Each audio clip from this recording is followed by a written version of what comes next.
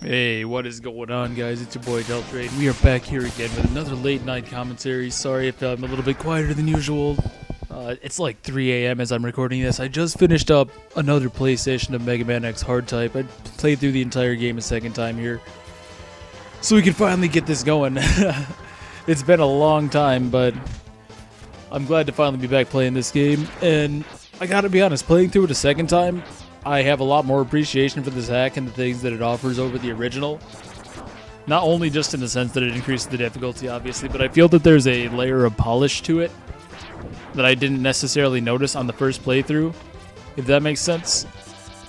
So my head is certainly off to Hard Hunt for this one. I had a lot of fun playing this, and it feels very rewarding, if that makes sense. It's a very rewarding hack to get good at, and to... Oh, here, I'm just showing you where the sub-tank was. This is actually not my first take of this level. I was having a lot of emulator issues right off the bat. The weird thing was, or the main thing was, rather, well, how should I describe it? So, you know, in a fighting game, like picture Street Fighter trying to do a Hadouken, right? Where you would go like a half quarter circle and then, well, you get what I'm trying to say, I hope. Basically, whenever I would press down on the control pad, it would just stall me, right? And you can imagine for a game like this where it's all about the reflexes, tight timing, that kind of thing, that could be a bit of a problem, especially when it would happen, for example, mid-air during a jump or over a bottomless pit or some other such haphazard situation or dangerous situation like that. But I eventually got that figured out, and that being the case, I was actually quite surprised to find myself breezing through these stages. Now, I know I've already played them once, but that kind of goes back to what I was talking about earlier, where the game feels polished and it feels very rewarding to do well in. Because there's a method to the madness here. It's not just random enemies, random hazards placed in your way. There's thought put into it. And once you really get to learn the level designs here, and the enemy placements, and what works and when you should be using which item in which situation, it creates a lot more of a fulfilling experience, I think, over the vanilla version of the game. Now this little second here, I just completely fuck up. I'm not even gonna lie, I just fail and fail and fail. So I get hit by the minecart, so that's already a great start. And then I remember, oh yeah, I have sub-weapons, so I just bust out the Storm Tornado for this little section, and I should have done that initially. Because again, that's to go back to the improvements in design, I suppose. The sub-weapons are all very useful in a variety of situations in this game, so nothing but praise for that. This level itself is quite fun. Oh my gosh, I almost made it in one take. That would have been great to make it in one life, but alas, it's not in the cards. So, oh shoot, I already passed the section I wanted to talk about. Well, anyways, in the first minecart section, you'll see me take a hit near that big jump, I guess. It's kind of hard to describe. I should have probably talked about it while it was happening. But you'll see me take a hit intentionally there as we come up to the overpass. And I'm wondering,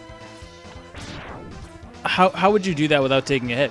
Because I do that to get invincibility frames. Hitting the overpass will actually cause you to take damage, and you will fall off the minecart more likely than not. And I'm wondering I'm wondering what the alternate way to get around that, I guess, would be. Because it feels kind of cheesy, if that makes sense. The level's designed quite well, and I don't really like to take advantage of little things like that if I don't have to. I kind of tend to want to play fair, if that makes sense. So here we are up to Armored Armadillo. And he's really easy, I'm not gonna lie. Now, that's not to say I didn't die to him on my first goes. Of course I did, just to learn his pattern. Now, the main thing I've noticed is that he's far more aggressive.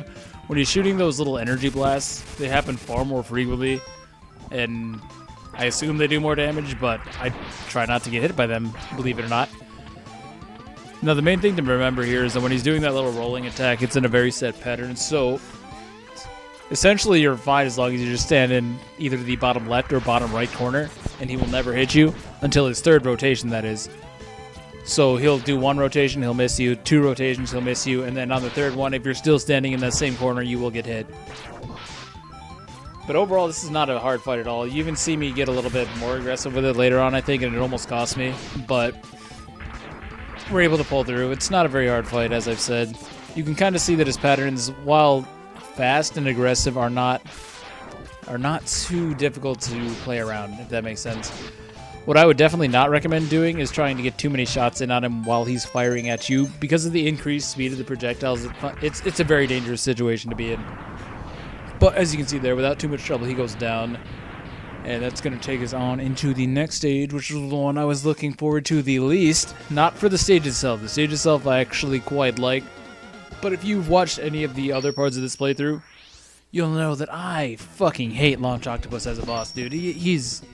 Well, we get to him when we get to him, right? But good lord, he is something else, I'll tell you.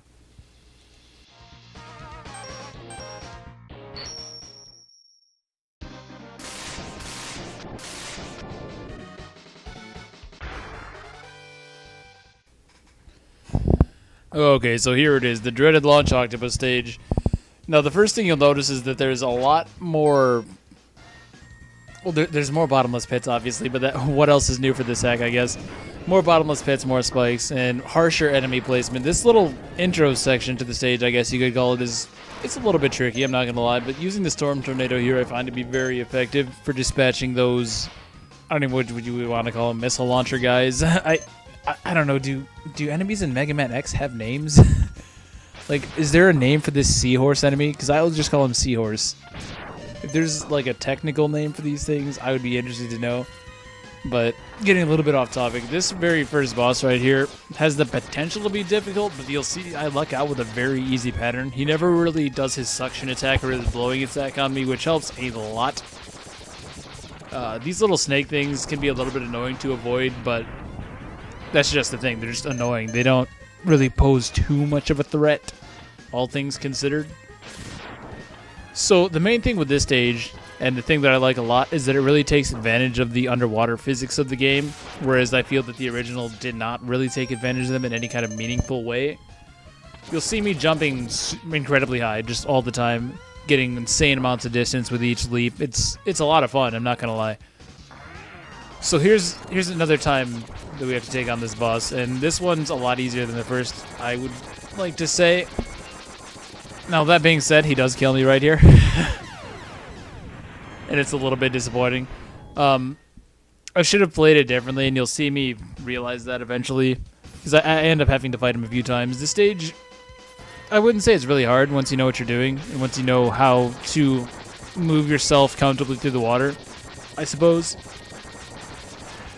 But these little mini-bosses are pretty challenging, I'm not gonna lie. Again, it all depends on what kind of pattern they want to throw at you. This one is very easy, though, and you'll see me discover why, I think. Not this time. I do end up dying here again in a short bit. Fuck, I lost my train of thought. Oh, yeah. Here's why I die, though. So I go up to take on this battleship. Now, this isn't why I die. I'm just fucking up right there. That's all me. But I go on to take on this battleship, and if you hear that right there, my controller actually disconnects from the PC. And that happens a few times to me during this playthrough, but it doesn't end up being too consequential. I think I only end up adding on an additional 2 or 3 deaths because of that. I don't know what it is. I just have the crappiest gear for this kind of thing, I swear. Between all the emulator issues, the recording issues, my friggin' save file disappearing on me during Fire Emblem, and Final Fantasy Tactics for that matter. I just have bad luck with this kind of thing. So you saw how I took on the boss that time, I assume, and that's how you should always do it. Just run up to him and gun him down. Spray and pray, man, like it's Call of Duty. This little battleship guy gives way to the heart tank in the stage, and I do end up grabbing this one. You won't see me grab any of the other ones, because I'm just going to make a different video where I go back and get all the little collectibles and whatnot. But much like the original game, you destroy the battleship. It breaks through the floor, I guess the ocean floor. And you have to fight this dragon. Now, the main difference is that on the ceiling and the floor of this area, there's just nothing but spikes, nowhere to stand. So you have to fight him, I don't want to say mid-air, but you kind of see what I'm getting at. You have to fight him like this, and that's really cool. I think that's really cool, actually, because this boss is very boring in the original game. Now, the way you actually defeat him, I wouldn't really change up the strategy there. Just jump on his back and just fuck him up. But all things considered, that was a very interesting way to make it different, make it fresh, and that was one of the worst deaths I could have had. I don't know why I died there. Couldn't tell you. Why am I showing this part, I wonder? Oh, right. Right, so here's the one little nitpick about this stage that I have. I feel like this part right here is a little bit of a leap of faith. So, as you can see, there's just a bed of spikes on the floor. And there's no real way to know where the safe zone is until it's too late. At least in my opinion. I mean, once you know that it's there, you're not going to miss that. It's very easy to line it up with that little cracked glass thing, container, whatever you want to call it. But beforehand, it's very easy to just not land there, I guess, and take a hit. And it feels a little bit cheap, I'm not going to lie. But overall, this stage is very fun. Really mixes it up with the addition of the increased use of the water physics. And that's good. It's good design. It's good design, I have to say. This little mini-boss, again, nothing too special here. But there's really nothing you could do about it. He was probably the worst mini-boss in the original game. And from what I played, I would say that, yeah, he's still the worst mini-boss here, too. But that's nothing to do with the sort of design choices that went into this hack, I suppose. It's just, he's just a boring boss. Nothing you really do about that unless you really get crazy with it and start adding attacks and all this other crap. I don't even know if that would be possible, so... For what's available, I say this level is done well. Now here you see me hesitate because he's coming. He's right in this room and I don't want to fight him. This dude is such a bitch. I hate him. I hate him. I hate Launch Octopus so much. So the big thing here, right, is that he's on fucking crack and he just goes insane at every given opportunity. You can see already, we're not even 10 seconds into this fight and there's projectiles all over the place. He's jumping around like a fucking madman. Oh my lord. Sorry guys, I think I have some like minor form of PTSD. I don't think I'll ever be able to look at aquatic creature in the face again after playing this game. Now I don't die quite as much in this replay session as I did in the original. I shit you not, in the first take I had at this stage, I died, 10, 15 times to the level itself maybe. Pretty typical amount for a first playthrough, I would imagine. This motherfucker. And there's my first death to him right there. This motherfucker. He killed me upwards of 90 times, I want to say. It was something absurd like that. Like 90 fucking deaths to this one guy. You can see where that would get a little bit grating after a little bit. Maybe a little discouraging. Maybe you don't want to come back and play this immediately. But this time, I'm not going to show all the deaths I had to him because I do die quite a bit, I'm going to say. But it was a more reasonable amount. It was like 10 or 11 times. So in terms of strategy for him, I really got nothing for you. You just have to be on point for this fight. That's all there is to it. You just gotta go, man. You can see him jumping around and doing that fucking whirlpool attack, I guess. And that's probably your best opportunity to get a guaranteed shot on him when he does that. Because he's basically always vulnerable when the attack ends, so you have a pretty decent amount of time in order to get your shots in. The big thing that really makes this fight a bitch is that his torpedoes will block your shots, unless it's a fully charged shot, of course. But it has to be the absolute maximum charge. Even the semi-charged one, or like, I don't know how you would describe it, the second level of charge will not break through his torpedoes. They'll destroy them, but they won't break through and continue on to hit him. Now, his little homing torpedoes you can break through more easily. I think it only takes a second level shot to break through those, but that was disheartening, man. You hate to see something like that happen, I tell you. But yeah, the torpedoes, they'll block the second level of charge shot, and it means that not only are you not getting damage on him when you go for those attacks, it means that the remaining two torpedoes are not going to be shot down either. So it's very easy to take hits. Now, as for avoiding the homing torpedoes, you'll see me do this little move right there where I jump to the top left corner and then back to that little platform. That's the best way I've found to sort of bait them in such a way that you're not going to get hit. For the regular torpedoes, though, like I said, I have no fucking clue. Your guess is as good as mine. You'll see me get hit by those left and right during this battle. And it's like I say, it's by far the most frustrating aspect of this whole fight. Another thing worth mentioning is that the rolling shield isn't particularly great against him. I think that maybe, if this is possible, now I don't know how the health in this game works, but in order to make in order to make the rolling shield a little bit better against him, I guess. Make it feel a little bit more like a weakness. I wonder if it would be possible to make the rolling shield break through the torpedoes. I feel like that would be a good change that I would enjoy it, but I understand that it's easier if that can be done. I feel, though, that with the limited ammo that you would have, in addition to the fact that even if every single rolling torpedo hits him, it's not enough to take him out. With those two facts combined, I don't feel like it would be too overpowering of a change, and I still feel that with his fucking insane AI patterns, that it would still be more than enough of a challenge as a fight. Now, I haven't actually gotten to the rematch with Launch Octopus just yet, so I don't know if the Sigma Fortress arena is any different, but I do not look forward to fighting him again. I can tell you that much right now for free. Overall, just a very tough fight. Probably the hardest Robot Master out of all of them, I would say. Not even probably. He's the hardest Robot Master, straight up.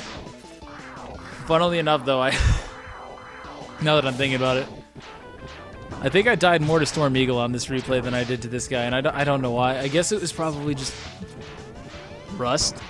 I'm going to attribute it to rust. But even then, this guy is a madman. I don't care who I died most to. This guy is the one that I hate. I don't know why. He's fucking insane, dude. He's too much for me. I do believe this is my successful take there, though, at the very least. So I'm not gonna have to see his ugly face for too much longer here. Seriously, I don't even like watching this replay, even though I do reasonably well in this fight. What I would love to see is somebody doing this fight with no damage. That would blow my mind, and I'm sure it's been done. I'm sure there are people out there who are like, oh, you can't beat Launch Octopus without taking a hit in the hard type. What are you, fucking trash? But, dude, Launch Octopus is crazy. Easily the hardest fight in the game, and I'm glad to be done with this stage. The level itself, though, like I say, I really do like it. I appreciate a lot of the changes that were introduced. And I do believe next up on our plate is going to be Sting Chameleon, if I'm not mistaken.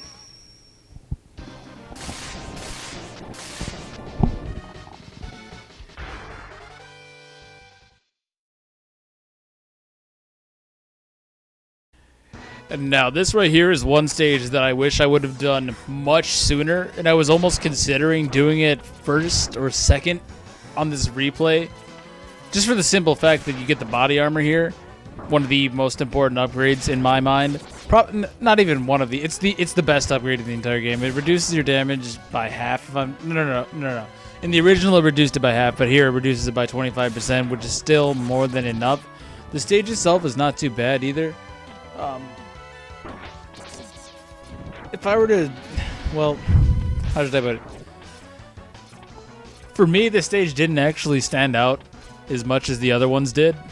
And I don't necessarily mean that in a bad way. It's nice to have a little bit of a breather, if that makes sense, compared to some of the other shit that's going on in the other levels. But it didn't really stand out to me too much. It's a fair challenge, don't get me wrong. And here, oh, I'm just fucking this up left and right, dude.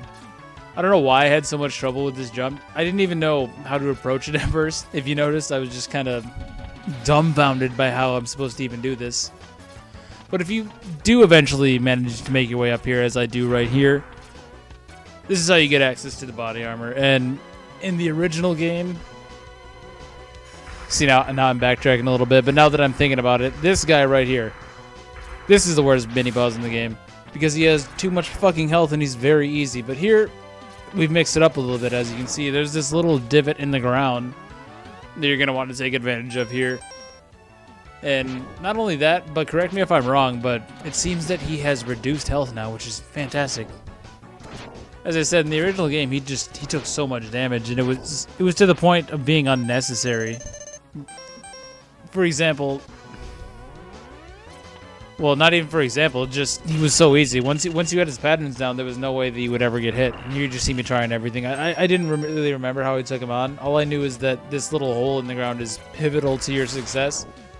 Eventually, I end up playing a game of whack-a-mole, pretty much. He tries to hit you, and you just jump out, and yeah, there we go. Fast forward time. Because while his health is reduced, it's still quite a bit. But you'll see me do this little thing where I try to bait him into jumping, and that's when I like to take my shots here. It seems that there's not enough time, or at least my reflexes aren't good enough to get a shot in otherwise. So you bait him to jump, you jump out of the hole yourself, you shoot him in the head. And that's by far the best way to take him on. Or at least the safest. Not necessarily the flashiest way to do it, but it's consistent at the very least. So here we talk to Mr. Light, and we get our hands on the most important upgrade in the game. As I said, it reduces all damage taken by 25%, be it from spikes, from projectiles, whatever. It doesn't matter. You just need to get this piece of gear. And if you were playing this for the first time, I would highly recommend that you do this stage a lot earlier than I have chosen to. I'm not sure if I said this, but the only real reason I do it in this order is because this is the original order that I played through the game. And well, originally this was a blind playthrough. I assume that most people still watching this would know that. I don't think you're going to see, oh, part 6, let's start there. But originally it was a blind playthrough, so I took him on in that... I took the stage on 7th. So earlier I said that the Launch Octopus death was the worst, but this is definitely a contender. Definitely a contender. That was just awful. There was no reason for that. But I do get to show you what happens when you do not fight the robot boss. You'll notice that now, as I'm going through this section, these blocks are falling from the ceiling, and they won't hit you if they land on your head. I assume that's because I have the helmet upgrade. So if you come here without the helmet upgrade, I can imagine this part being a little bit more problematic. But as I say, if you don't take on the robot boss, he's up there just stomping around, I guess, throwing a party, whatever it is he's doing. And these blocks will fall down. Now, if you run into them on the side, like I do right there, you'll still take damage. But so long as they're just falling directly on top of you, you'll be fine. And you could shoot through them with a charge shot as well. So you can't really block your way. It's just more of an annoyance more than anything.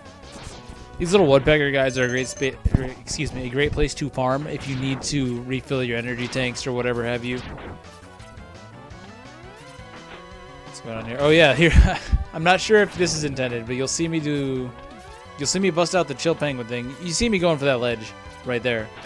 I'm thinking to myself, I wonder what's up there. Is it the hard tank? I know it's not the hard tank. In hindsight, we've already actually passed the location of the hard tank, but I'm just trying to see what's up there. I don't know why. It just calling my name, I guess. And you'll see me jump up there, and I can just bypass this entire section of the stage. I'm not sure if that's intentional or what. So I honestly have no idea what's in there. And we're finally to another ride armor section. Just like in the original version of the game, you get the ride armor. You get to plow through enemies left and right. It's a good time. It's a good time.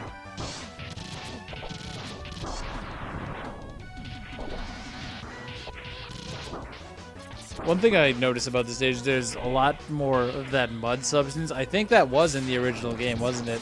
Where you would get slowed down by that. And that's just depressing. Hate to see that happen.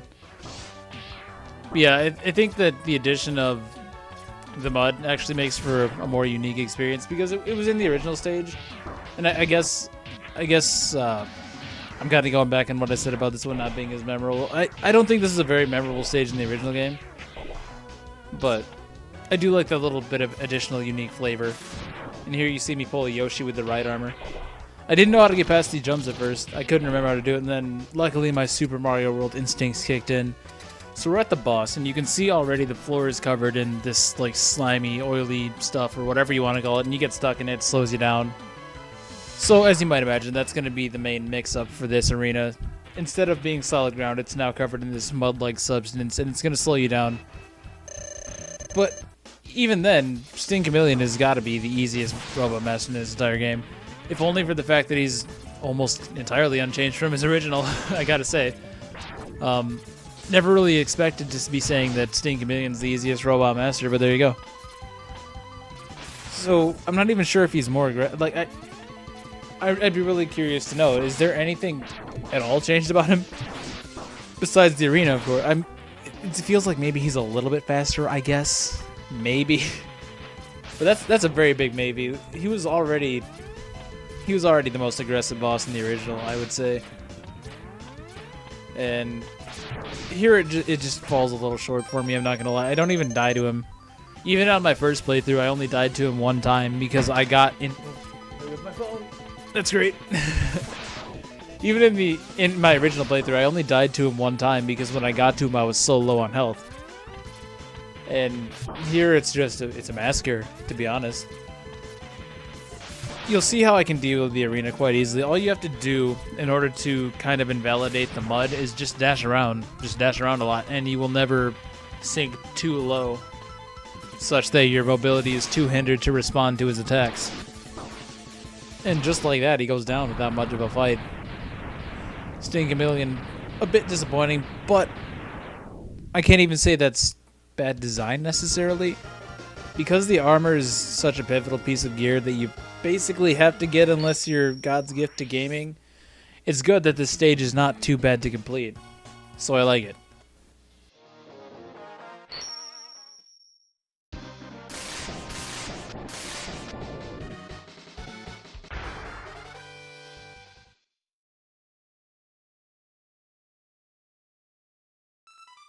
And last but certainly not least, we have Mr. Boomer Kuwanger stepping up to the plate. Now this stage I love a lot. This was my favorite. Well, on my initial playthrough, this was definitely my favorite stage, the one that stands out the most to me personally. Originally it was a very vertical stage, which is it's different. It's different to say the least. Compared to classic Mega Man, which didn't handle vertical stages very well, the increased mobility brought on by Mega Man X makes for a very, very enjoyable experience. But here it's just tenfold. It's like the person who made it actually knows how to make a game or something crazy, I know. But it's a lot of fun. You can't be approached in the same way because, again, there's that verticality as opposed to the normal left to right movement that you would be doing in the average stage. But the way it's handled is it's just a blast. I don't know how else to describe it. It's one of those things you should play for yourself. And here I slow this down because I want some outside opinion on that. Bullshit, right? I didn't die there, did I? Did I? Oh man. I think I actually do worse in this this replay session than I did in my initial take, because I was just blasting through this one on my first go, and there I think we saw my deaths. It's not very much, all things considered. 40 deaths, I believe it was. See, I do considerably better on this replay than I ever did on the initial attempt. I was, again, Launch Octopus probably killed me more times than I have died in this entire playthrough so far, which says a lot. It says a lot. So even in this outdoor section, it's very vertical. It relies a lot on your ability to master the wall jump command. And there, you ever get a feeling while playing a game that you're just totally invincible, that nothing can stop you? Well, for whatever reason, having the rolling shield on like that did that to me right there. What? Oh no. Why did I leave that in? Why did I show that to you guys? That's embarrassing. Oh no. So yeah, I hope that is sincerely the worst death that I have to endure.